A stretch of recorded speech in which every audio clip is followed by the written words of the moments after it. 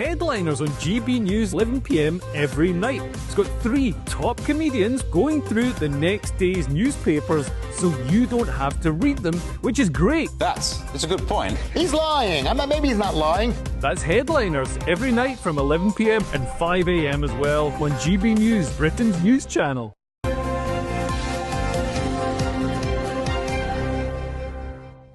Welcome back to Breakfast Time. It's 24 minutes past 7. Now, new data reveals that just under £4 trillion is being held in property wealth by homeowners aged 55 and over, equating to 70% of the country's housing wealth.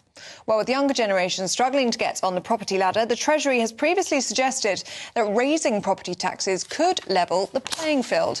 So we're asking this morning, should we increase property tax on the wealthy? Well, joining us now to debate this, commentator at Young Voices UK, Ben Cope, and also property guru, Russell Quirk.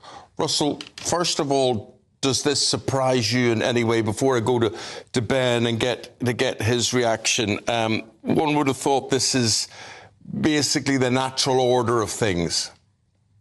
Well, it's socialism in a nutshell, isn't it? The politics of envy, which is people of a certain age that have worked hard all their lives, paid tax, owned a property, taken some risk, and now this hapless Labour government, not content, frankly, with rinsing pensioners, farmers, fishermen, waspy women and business owners, are now coming for the rest of us, Eamonn and Ellie, which is clearly anyone that had the temerity and the gall, the sense to buy a property 20 or 30 years ago. Of course, people that are over 55 are those that generally have not only worked hard and paid their taxes, but have paid into the system in terms of the mortgage being paid off. This is the politics of envy, isn't it? Ben, is this the politics of envy? Not at all. And I'd just like to pick up on Russell's point that this is all about socialism, because at least the way I approach this is that we don't need to do this because of some aim to redistribute wealth. It's a way to incentivise house building, because the fact that so much property wealth is kept within older generations, it's symptomatic of a property market that has failed. We failed to build enough houses for generation after generation due to the incentive structures within planning. That's had so many negative effects for young people. So their rents have gone up, they've been unable to move out of their parents' house, unable to move to a city to develop a career. So that's bad for the national economy too. So I think some form of property tax would incentivise house building and therefore be a good idea. What do you make of that, Russell? Ellie, Ben, Eamonn, the notion that if you take money from hard-working, tax-paying over 55s and give it to the system, whatever the system is, whether it's via government or whether you give it to house builders, and that they automatically are going to increase housing output. We've been trying to increase housing output since the last time we built 300,000 homes a year in this country, which I'll remind you, Ben, was under the Macmillan government, which was the 1960s. It's very, very easy in politics to make sweeping statements like we hear every day now from the likes of Rachel Reeves and indeed Angela Rayner on housing, which is if we only had a bit more money, we could solve the housing crisis. If we only had a bit more money, we could solve the NHS and so on and so on. The reason that we have a housing shortage in this country is not because of lack of land or even a broken planning system, and I agree, Ben, it is broken.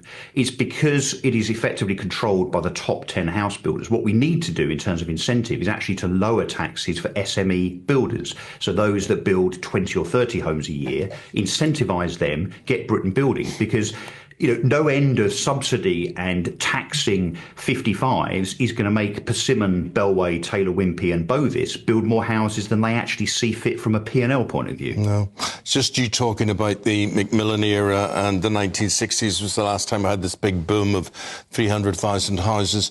Nor did we have houses that were more ugly, more unsightly, more awful than architecture from the 1960s. So let's hope we don't go back there again. But land banking is a big thing, and these companies, Ben, these big building companies, honestly, if you ever go out and look at houses, do you see what you get for your money nowadays? It's horrendous, absolutely horrendous.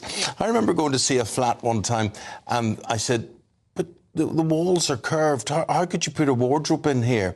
And the estate agent said to me, oh, young people don't use wardrobes nowadays. No, they're not interested in wardrobes. And what do they use? The floor.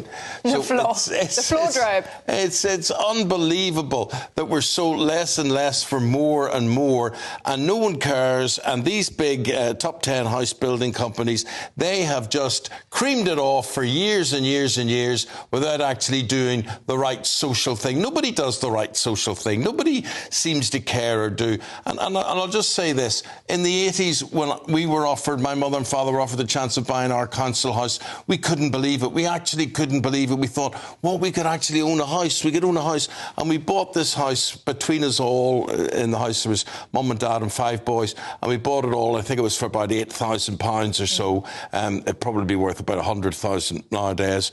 But the point is, we got a stake in society, Ben. We got hope that, we were part of this. But the big mistake, Ben, was that we all thought, well, they're going to build more social housing, but they didn't. So I'd just like to pick up on the incentive point, and I think that it's really important to acknowledge that a big reason why we are in the current situation with the housing crisis is that local authorities, local councils, local councillors are incentivized to block houses rather than build them.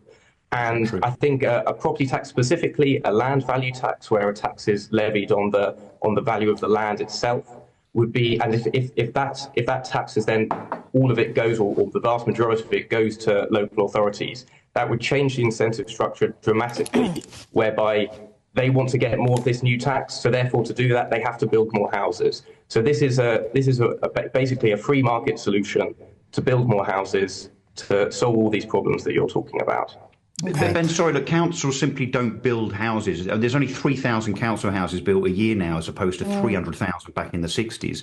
The idea that civil servants are going to build homes themselves, roll their sleeves up and pick up a trowel and a bag of cement, mate, that's for the birds. This is ideology. This is academia in real life. That simply doesn't happen. The only way to get Britain building is to incentivise hard-working SME builders, and indeed to make sure that these useless planning officers and planning departments across the nation, across 400 local authorities in Britain, basically that's where the civil service cull, that if I had my way, would begin, because planning is a disgrace in this country. And Russell, not only the planning, but who these houses will be for.